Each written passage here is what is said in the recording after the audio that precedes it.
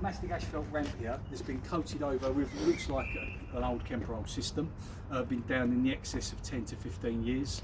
We've got some movement here.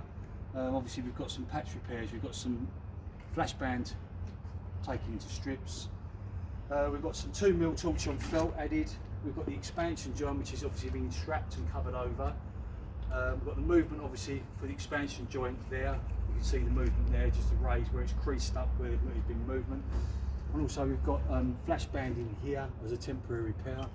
Obviously not been primed, so obviously that's going to just obviously debond because we've got negative laps there.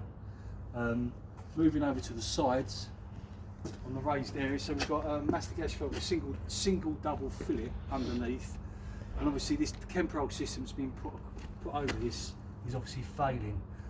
That's obviously where cars are obviously up and down the ramp and the tyres are just scraping along the sides of the curb, hence the reason why you can sort of see that the actual system itself has failed.